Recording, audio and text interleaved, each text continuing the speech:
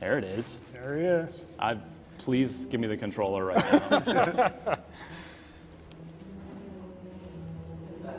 This level's really, really, really fun on Legendary. It's not I too hard believe at all.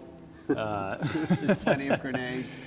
And what you're going to see if I think we'll have screenshots on IGN now, or if not now, very soon. You guys had Blur, one of the really well-regarded cinematic studio, redo all of the Halo 2 cinematics. So Sergeant Johnson went from, he hasn't aged well as far as the 2004 engine to now he looks basically picture the Halo 4 cutscenes, but better, effectively, right? Is that fair to say? Yeah, I mean, it was fantastic. I mean, Halo 2, really, I mean, there's over like 60 minutes of cinematics, and Blur's redoing all of them. And what's fun is the cinematics also work with that back feature, so you can swap instantly between the new cinematics to the old ones while you're watching it. But the other thing we did with Blur, which is really interesting, is that we've created an intro and an outro, if you will, that's going to kind of start to tease to what we're doing with the next Halo in terms of storyline and things like that. That was a big thing that people enjoyed in the first anniversary with the terminals in particular, was we started teasing some of the Halo 4 storyline. So we're going to be doing a lot of that in this game as well. You guys have terminals and skulls in Halo 2 now, yeah, right? Absolutely. Like there's Halo 2 anniversary, we'll get into it. Yeah, and as you can see, I mean, you can swap through these chapters really easily. You can select whatever it is that you want to play.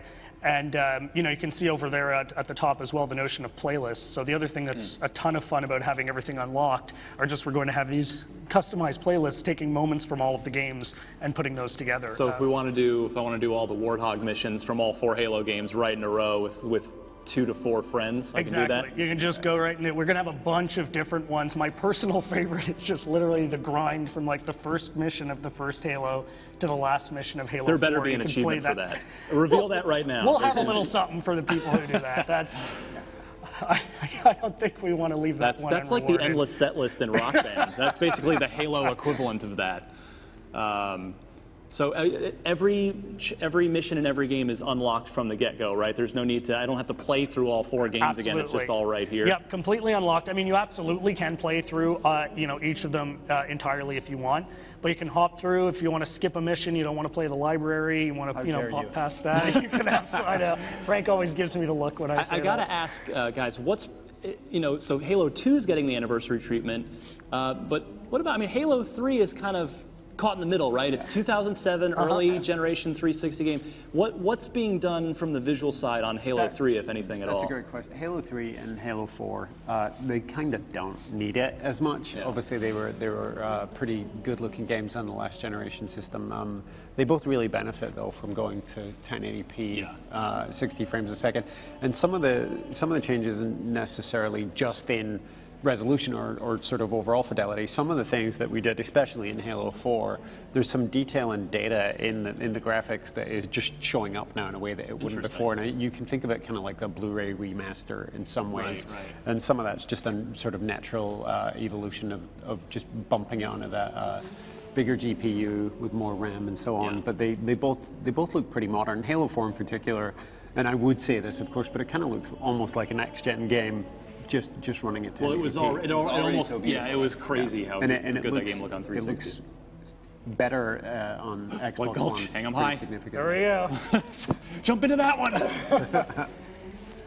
So we're seeing poking around the interface here. Yeah, I think they're scrolling around the interface. So it's also, there's a key detail. So Frank, you mentioned the 6 reimagined Halo 2 multiplayer maps that are being done in an Xbox One engine. That's in addition to, they're all there in their original classic form. This is in addition to, and Max Hoberman, the original Halo 2 multiplayer lead, who started Certain Affinity and has done a lot of Halo multiplayer maps for you guys. He designed those, right? These new ones? Yeah, I mean, really, if you want to really think about it, you could say there are 5 multiplayer maps in this, right? You've got the original one, modes, thank you.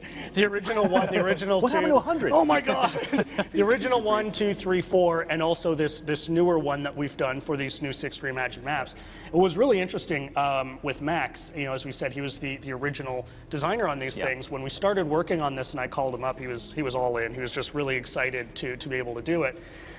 Then we sat down with him and just started talking, like, what are things you wanted to do that you couldn't necessarily get done, either for time, either for technology, things like that. And as you look at these maps today, what are, how would you like to envision these? So it's just a fabulous process working through with Max and the rest of the team over there and bringing these maps to life. And we showed you guys Ascension today, and we'll be rolling out some of the other maps as we get closer to launch. And let's touch on, so Halo 1, of course we talked about the multiplayer. The campaign, it is the anniversary edition of the Halo 1 campaign. So with that one, we can. It sounds like it's not being given maybe the full Halo 2 style treatment where it's built for Xbox One, but it is the switch back and forth between classic and the sort of modern, the refreshed look we saw a few years ago. Absolutely, yeah. So it's the same one we launched at. Here we go. We're in the Cairo station. 1080p, 60 frames. So you know what? I wanted to ask you guys this. I believe you had confirmed this for me earlier. Two-player online co-op for the first time in the Halo campaign, correct? Halo 2 campaign? That's right. Yeah, we're going to have that for in particular for 2, 3, and 4. Yep. We're going to have those across the board on those, which is going to be a tremendous amount of fun. Similar for Forge as well.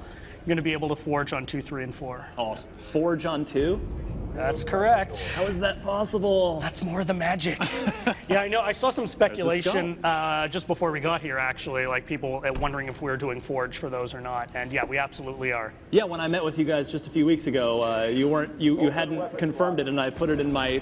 I have a big preview piece that breaks down everything on IGN right now. I need to actually go in and update that with some good news. I want to keep you going. Yeah, no, so absolutely. So when we spoke, what was it, 3 weeks ago? Yeah, something like that. We were close to locking it, but we weren't 100%. And between now and then, that has locked and confirmed. So, Dan and Frank, I want to have you talk us through here what's going on. Well, you're coming up to about the visual fidelity and exactly what's going on under the hood here. Caveat the whole thing. This is obviously work in progress. Sure. This is going to get better and better as we keep working through it. And there's definitely with this kind of development, there's a lot of layering that goes in, even more so than building a game from scratch. Yeah.